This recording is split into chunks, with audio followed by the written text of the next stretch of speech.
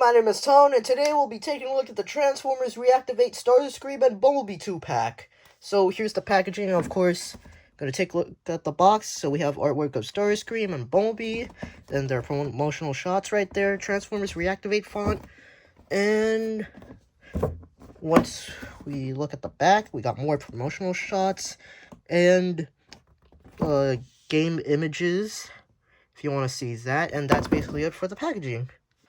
So, those of you who don't know about Transformers Reactivate, I explained it on my other review, which is the 2-pack of Soundwave and Optimus, so go check that out.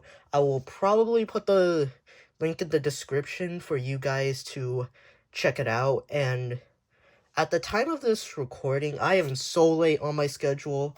I was supposed to record the top 10 2023 figures of last year, but I had a lot of stuff to do, mainly going to an anime convention and school, and yeah, so everything is kind of a mess. That's like in terms of review schedules, because I don't have a specific recording schedule nor a upload schedule. So we're just gonna go with this, and this video will be uploaded right after the top 10 review, so you're gonna be seeing that right after that video. But enough of my shenanigans, let's just get to the figures, and we are going to start off with none other than Bumblebee himself, and I really dig this little buggy mode, which is supposed to be Bumblebee's adaptation to a post-apocalyptic vehicle. And I like this take on Bumblebee a lot, because we usually see Bumblebee in a Volkswagen or a Camaro, or heck, even a race car. But this is an interesting take on Bumblebee in terms of, like, the character himself. Again, the game isn't out yet, so there isn't much character development into this, so we're just gonna go with, like, design-wise and looks. This subline yet again gives us a lot of detail into this guy, and not that bad of an underside kibble, especially with these guns, that blends in very well, because if you don't have the guns stored like this, he's gonna feel hollow. Front aspect looks really nice, and he rolls really well. Despite this being a new vehicle mode for Bumblebee, I don't really have much to say about it. I mean, it's a really good vehicle mode. And here's a quick size comparison with the Earthrise Ratchet. So I want to just get into the transformation. So I believe you want to pull the doors out, and then pull these tires out. Then you want to rotate the arms, then rotate, and then you want to rotate, and then you want to take the guns out. Do the same thing on the other arm, just like so. And then I believe what you want to do is pull the legs out. And what's really cool about it is that the tires right here would push this piece up, and then you want to do the same thing on the other leg.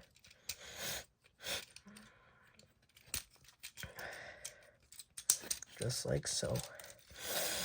And then you want to pull, or well, fold this out.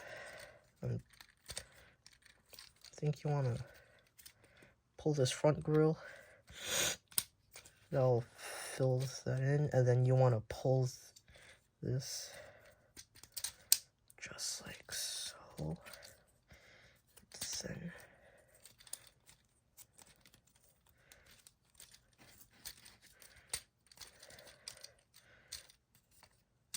it's been a while since I have last transformed him, so I apologize. Then, or maybe like right here. Then you want to pull this just like so. And I think we are done with the transformation. I believe we are done with the transformation. Unless if I could be wrong. But there he is. So here is Bumblebee in his robot mode. And I really dig the robot mode. I mean, it looks pretty good, in my opinion. Between Bumblebee and Soundwave, I prefer the aesthetics of Bumblebee over Soundwave over here. And he's pretty much the clear winner for, like, deluxe-wise. He's not too hollow, but there's some areas that he does feel hollow. And the backpack isn't too bad, in my opinion. It's interesting how there's some areas that is painted and some areas that is not painted. Upper torso does show a pretty good amount of detail. Head sculpt looks really good and fits for the Bumblebee standards. Does he pass the shake test? Pretty much, but yeah. I'm not that big of a fan how this little connector piece isn't too secured when you hold this guy.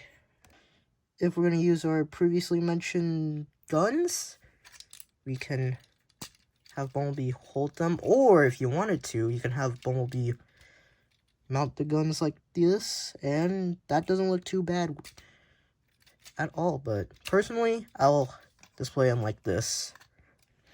It's like if he's shooting out the quintessons or something. Posability is pretty good for some standards. He's got a ball joint at the head. He can look up really far and look down really far. Rotation at the arms. Arms can move out. These shoulders move upward and downward. Ball joint at the bicep and at the elbow. No wrist swivel, which is kind of disappointing. No waist swivel due to the transformation, which is understandable. Ball joint at the legs. You can move back this far. You can do the splits.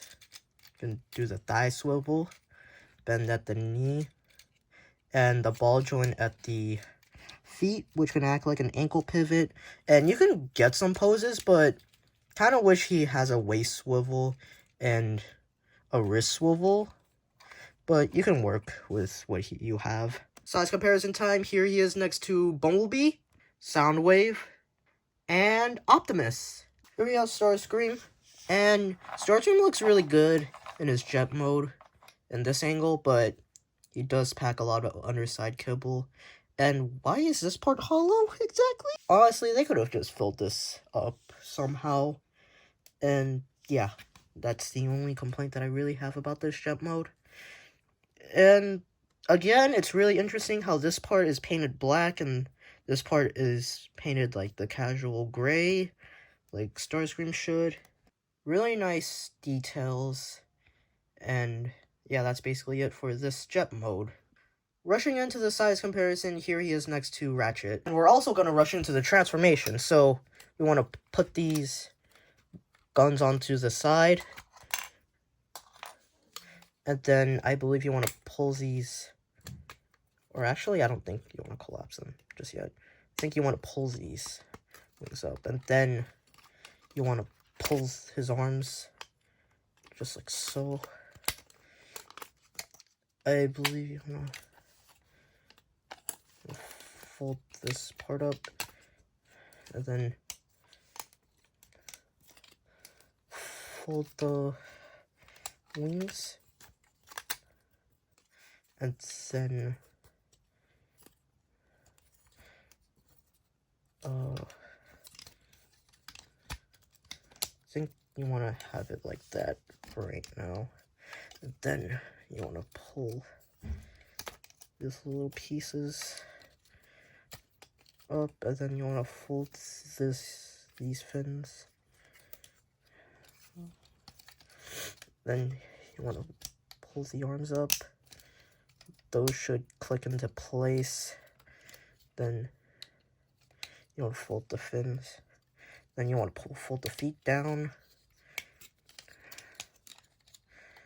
Just like so. Then fold out the heels. if you can.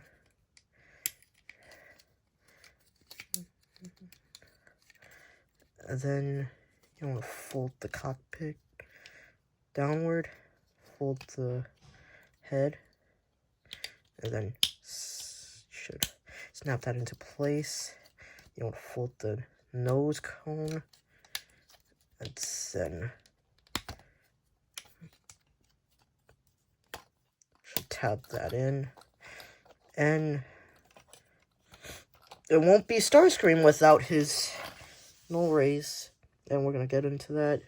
Forgot the hands.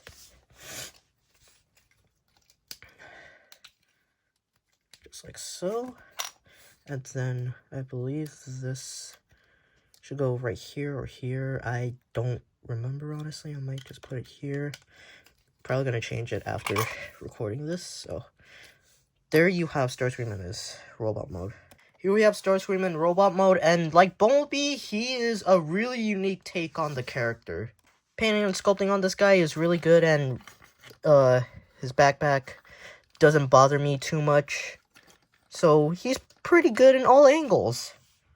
But what I'm not a big fan of is the hollow space right here in his arms. I mean, they could have just figured out a fold-out feature. Again, like Bumblebee, there are some parts that are painted black and some parts that are painted the traditional way for Starscream. That sculpt looks really good, and some of you might spark the question why his eyes are blue instead of red. Well, obviously the game isn't out, so no details to back that up.